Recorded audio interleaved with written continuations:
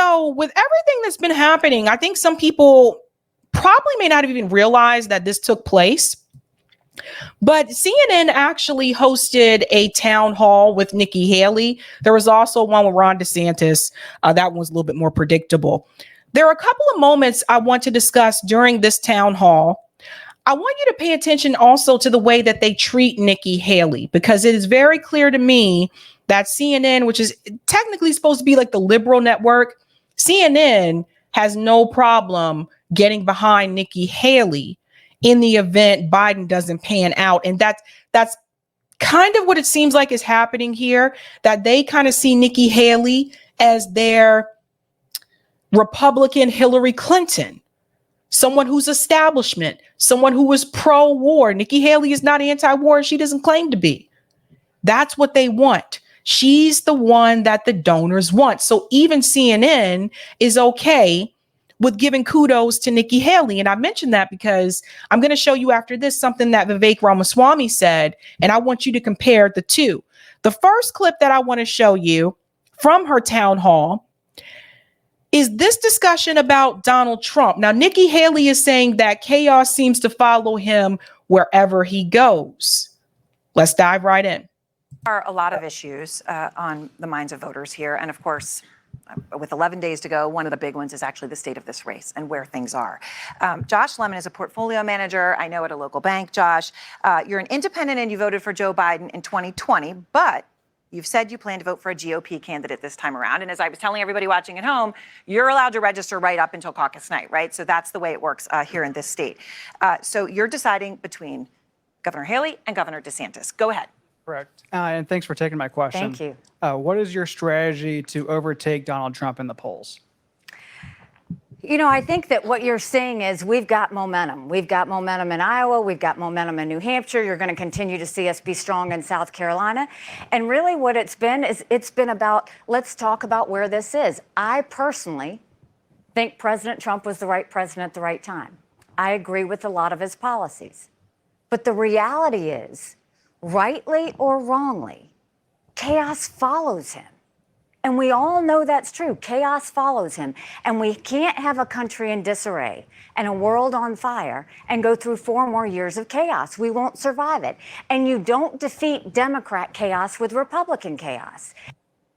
So let me explain to you what Nikki Haley is doing here at this moment.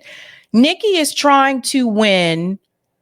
She's trying to win over the base of Trump supporters or people that supported Donald Trump 2016 and also 2020, but maybe are shaky on supporting him now. People who left Donald Trump all completely. And she's also still trying to win over those Trump supporters who are supporting him right now. That's why she talks out both sides of her mouth. She's telling you she agrees with his policies, but at the same time, she's telling you that he's dangerous and we should not have him. Chaos seems to follow him wherever he goes. So this is Nikki Haley. She's trying to win over both of those sides. Now, do I think that Nikki Haley is going to basically rise above Donald Trump in the Republican polls? I don't think so. I think something a serious shift or something catastrophic would have to happen for that to take place, because whether you like it or not, Donald Trump does have a solid base that is going to stand by him no matter what. So do I see her beating him in the polls? No, I don't. But she could possibly be someone that Trump would look forward to as a VP. Now, she has gone on record and has said that she doesn't want to be his vice president, but we've heard this before, right? We've heard people say this before. As it gets closer and closer to the Republican nomination, she could change her tune and decide that she's okay with being vice president. Also, I want you to understand, pay very close attention to how nice they are to Nikki Haley on CNN. They were never this nice towards some of the Democrats that ran. And this is supposed to be the liberal network. They definitely weren't this nice to Bernie Sanders. Why? Because he was running on issues that would help the American people. Nikki Haley is status quo. They like people like her. Same reason why they like Hillary Clinton, right? Again, status quo. Same reason why they like Joe Biden, status quo. That's what they want to remain in place. And also, let's not forget, Nikki Haley supports the state of Israel. Let's continue. Now is the time we need to have a new generational leader, one that's going to leave the negativity and the baggage behind and start focusing on the real issues that we have in the future. But more than that, Americans don't want another nail biter of an election. And that's what we'll get. Look at any of the polls, head to head against Joe Biden. Ron doesn't beat Biden.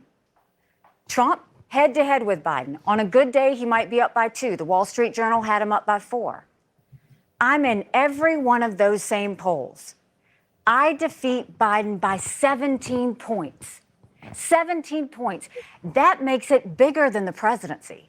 That's governorships, that's House, that's Senate, that's down to school boards. But more than that, you win by double digits. You're going into D.C. with a mandate to stop all the wasteful spending and get inflation under control, a mandate to get our kids reading again and take education back to.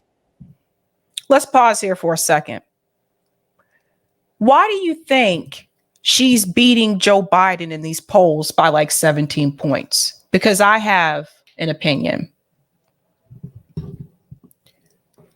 I think the reason why the polls may be closer between Donald Trump and Joe Biden, also it depends on which poll you're looking at, is because we've already had both of them as president of this country. Let's just keep it real. We've had Trump and we've had Joe Biden, and some people don't want either one, right? Some people that don't want either one are going to vote third party or independent.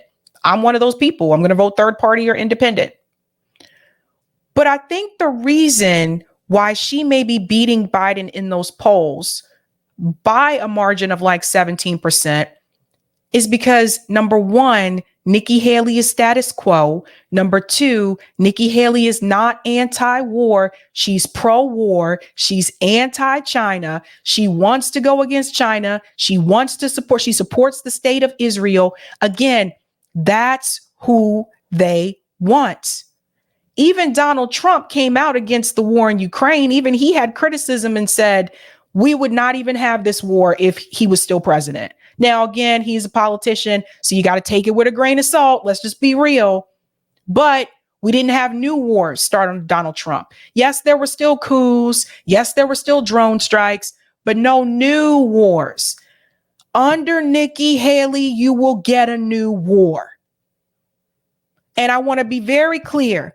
Under Nikki Haley, you will get a new war. That's what they want. Also, pay attention to what Nikki Haley chose to wear to this event. Let me show you something. Notice, and I don't think this was just coincidence. I'm thinking about this from a PR standpoint, and I'm thinking about it if you're trying to sell, right? Nikki Haley chose to wear a dark blue dress. Now, she is a Republican, but she knew she was going on to CNN. This is just I'm thinking, how would I do it, right? If you know you're going on CNN, you know, most likely, most of the people that are going to be watching this are going to be Democrats, maybe some independents, or some people that are just like, I don't know where the hell I stand or whatever. So I don't know whoever is advising her, but they knew how to play this. Nikki, don't you wear that red dress. You're going on CNN. You can wear the red dress for Fox News, but on CNN, why don't you wear the blue? Also, blue is a safe color. You guys know that? You can never go wrong with blue. Blue is cool. It's calming. It's comforting. Let's continue. The basics, a mandate to secure our border, no more excuses, a mandate to bring law and order back to our country, and a mandate of a strong America that we can be proud of. That's what we're doing. That's what I think we need to do. It is time to move past President Trump, and it is time to start focusing on how to strengthen America and do this for our kids and our grandkids. There was one thing you said there, and I know you've talked about him being, the chaos following him, but you did say something there I wanted to follow up on as people face this decision. You said, rightly or wrongly, chaos follows him. Is it rightly or wrongly? Is he the one who causes that chaos, or is he just the unwitting victim? It's both. I mean, you see a lot of these cases they've brought against him are political in nature, and there's no basis on it. And then you see some that he's going to have to answer for. But look, I'm not telling you anything I used to tell him. I used to tell him he's his own worst enemy. And so I think at the end of the day, we don't need anyone who's getting in their feelings. We don't need anyone that's getting personal about anything. We have a country to save. And that means no more drama, no more taking things personally. I mean, you look at the situation, the differences I have with him is, first of all, I'm an accountant. We have got to get our economy back on track. And pause for a second. So you notice what she just did there? Again, she's playing both sides. She's talking about both sides. So she is criticizing Donald Trump, but she's careful not to criticize him too harshly so that she doesn't have a chance of winning over some of the Trump base, right? So she's going to criticize him, but she's going to do so mildly. At the same time, Nikki Haley is going to tell you what he did that was right. everybody wants to talk about the economy they had under Trump. But at what cost? At what cost? $8 trillion in 4 years. Our kids will never forgive us for that. We are having to dig out of it. So you may have had a good 4 years, but look at what we're paying for now. As of now, in a couple of years, we'll be paying more money in interest payments than we are in our defense budget. You know who notices that? Russia, China, and Iran. That's what happens there. The second thing is you look at how he deals with dictators. I think it's completely wrong. He praised China's President Xi a dozen times after China gave us COVID. You don't do that. He congratulated them. Did you hear what she just said? Okay.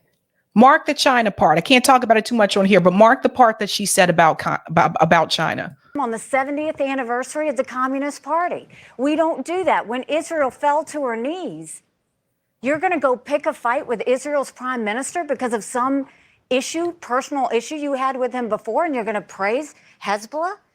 It's just not what we need to do. We need to do this without emotion. We need to do this with a sane sense of how we're going to take America forward. See? You see what she's doing?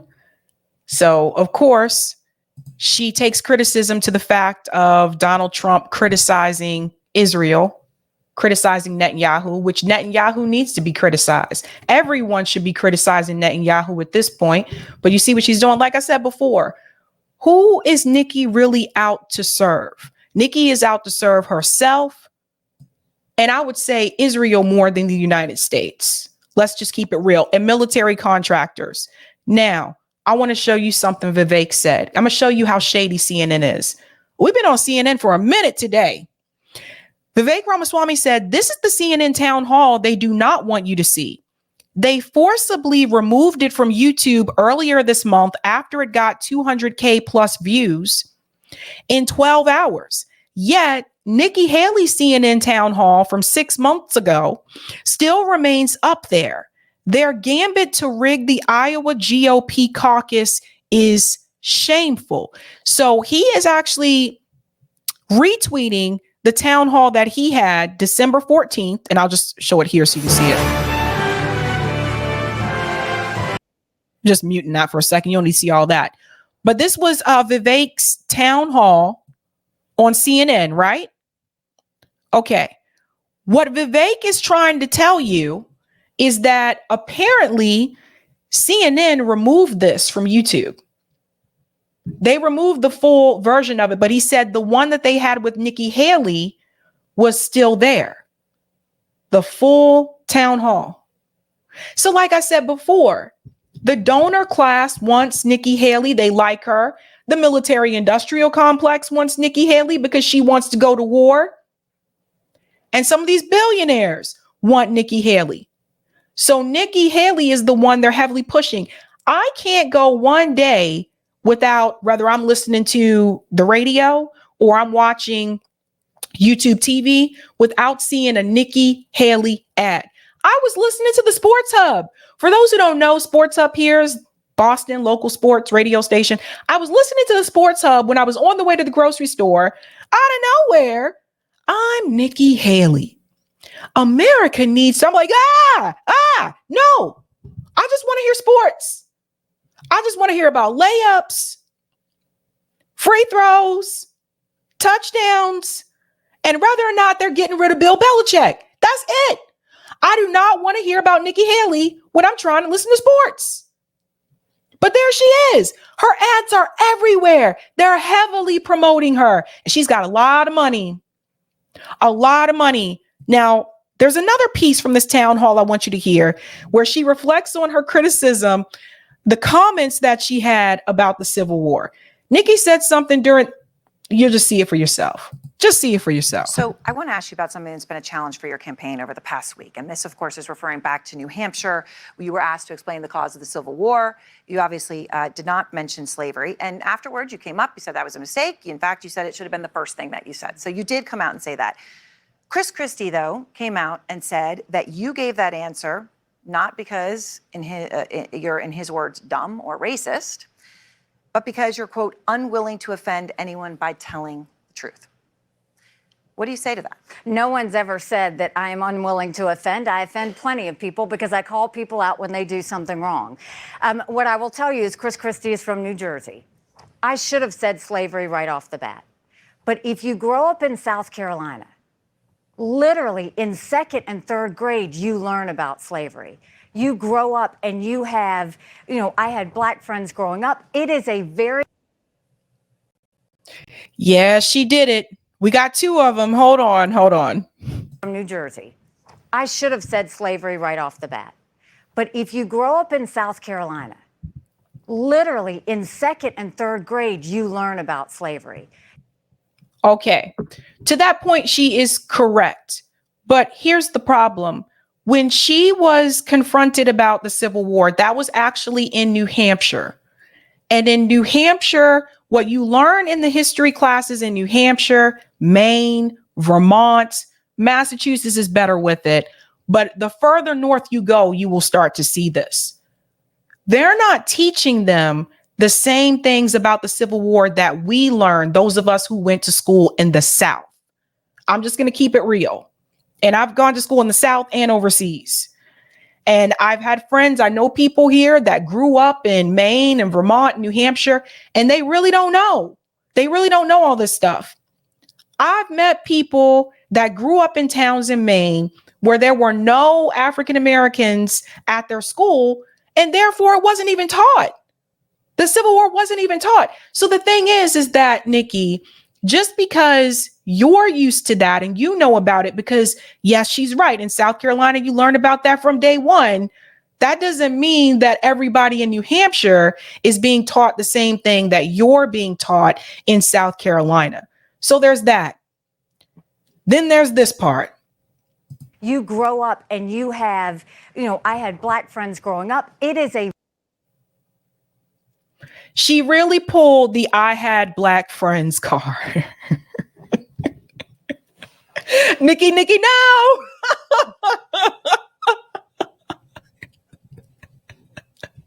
Don't do it. People listen, just don't.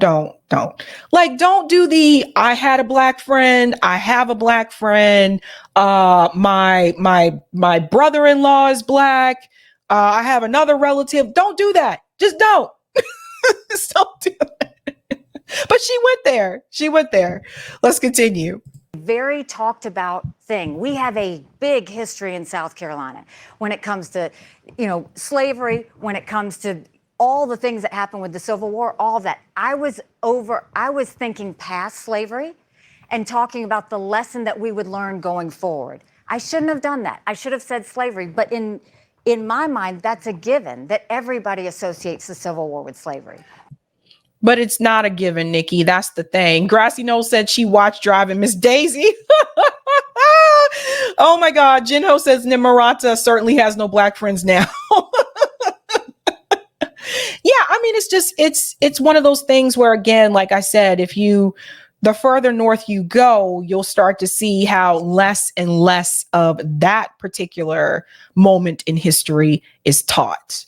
So it's really interesting. So when you talk about slavery being a constant point of discussion and being a point in where you go, my children growing up in New York, they learn about slavery in first grade too. Can you share what the discussions about slavery were like? In your household, you've talked about experiencing humiliating discrimination when you were a little girl, things you remember. What were the discussions about slavery like for you? I mean, I think that no different than anyone else in South Carolina. I mean, you know, we had the time that I came and grew up, we were the only Indian family in a small rural southern town. We weren't white enough to be white. We weren't black enough to be black. They didn't know who we were, what we were, or why we were there. So we dealt with our own challenges. And I remember when I would get teased on the playground and I would come home, my mom would always say, your job is not to show them how you're different. Your job is to show them how you're similar. And it's amazing how that lesson on the playground played throughout my life. Because whether it was in the corporate world or as governor or as ambassador, when you're first faced with a challenge, if you talk about what you have in common, people let their guard down and then you can get to a solution. So when you talk about slavery, So let me tell you what I gathered from the advice that was given to her by her mom. It's really interesting considering at one point in time earlier on, Nikki Haley's father actually worked at a historically black college in South Carolina. So that's really interesting that she said that came from her mom. But let me tell you what that really means. It sounds like to me the way that Nikki kind of took that was to hide a part of who she was. Yes, it's true that you can talk about the things that you have in common with people. Yes, you can get to solutions that way. But this explains a lot. This to me explains why Nikki doesn't go by her full name, which she probably got teased for growing up in rural South Carolina, especially during that time. You got to remember, Nikki Haley's in her 50s. So going back during that time. So think about that. So she probably got teased on about her name. And it almost kind of seems like in an attempt to focus on more so what she had in common with the majority, it almost seems like she was willing to suppress a part of who she was in reference to her Sikh heritage. That's what it seems like to me. it was not just slavery that was talked about. It was more about racism that was talked about. It was more about, you know, we had friends, we had black friends, we had white friends, but it was always a topic of conversation, even among our friends. And in the South, we're very comfortable talking about it because we know that's what it is. But the goal was always to make today better than yesterday. And even though that there was, you know, a lot of hardened thoughts on that there, I mean, we went through it. I dealt with my share of dealing with race issues. We had the tragic shooting of Walter Scott. He was an unarmed black man that was shot in the back 7 times by a dirty cop. And this was on the heels of Ferguson. South Carolina could have caught on fire, but we didn't do that. I talked to the Walter Scott family. I talked to law enforcement, and a month to the day at the bill signing, we had them both there, and we signed the first body camera bill in the country. So you know what she's leaving out? I noticed she doesn't seem to be as comfortable talking about some of the things that she went through. She said she had to deal with discrimination, but notice she's not really giving concrete examples. So I'll tell you one. When she was running for governor of South Carolina, a member of her own party in South Carolina was against her running for governor because she was Sikh, not because she wasn't qualified. He explicitly said during this point in time, and this is when Obama was still president, he said, we already have a raghead in the White House. We don't need another one in the State House.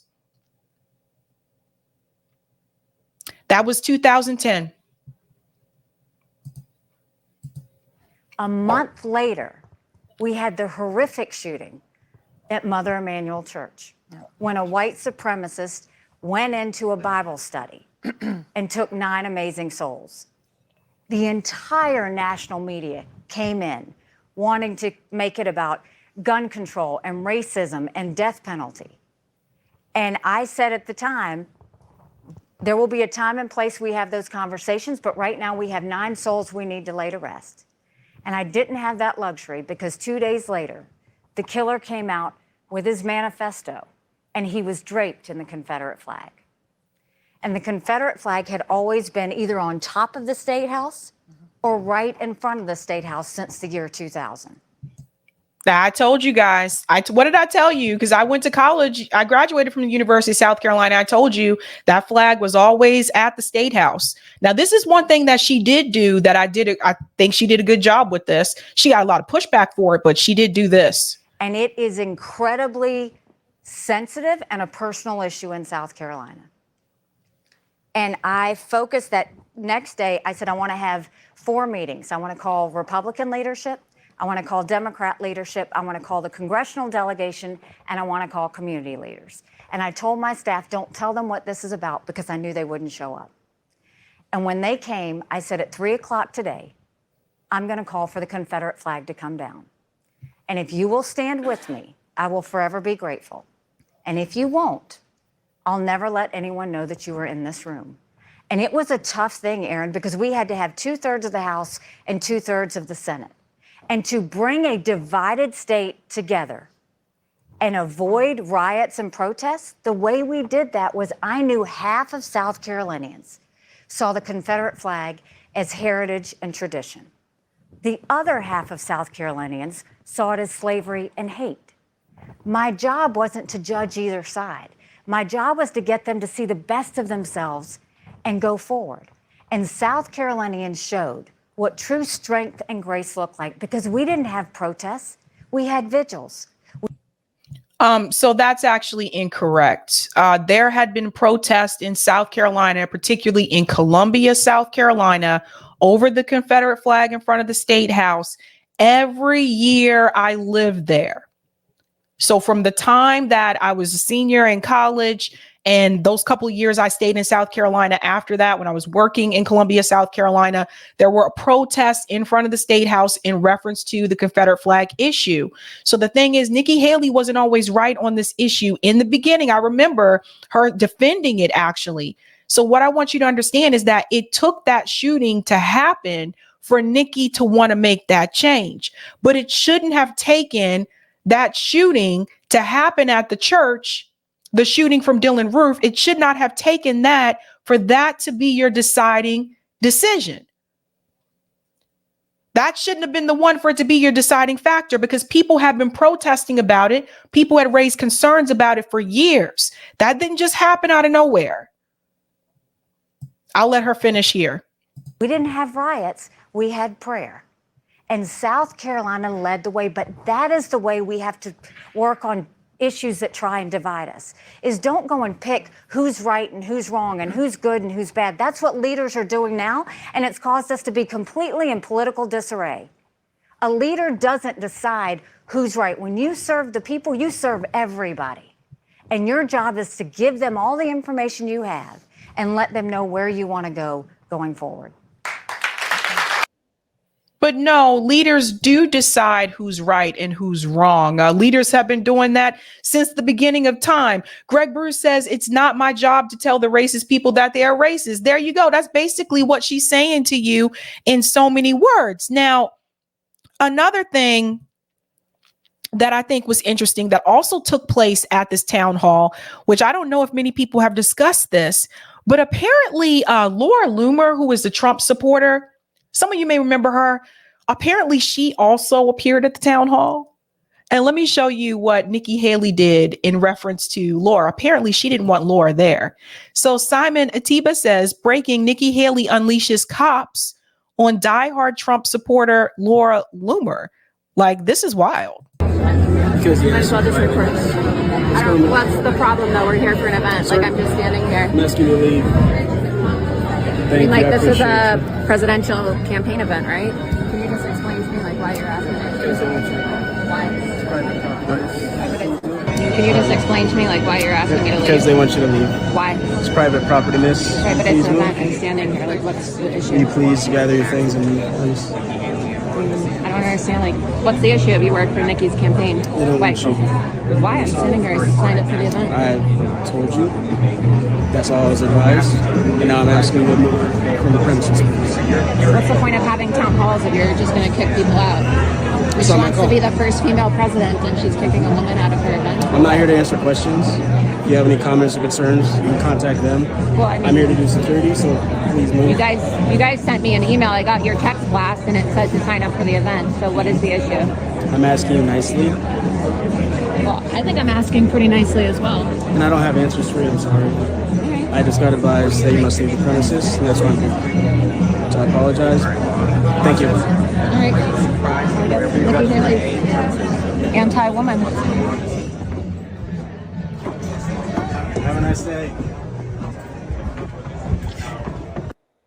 So Laura Loomer's, I guess her response was like, okay, so someone who's running to be the first female president chooses to kick out the female of the event. So I don't know what prompted that. They didn't really explain prior to her being removed. They didn't tell her why they wanted to remove her, but just like that, Laura was gone.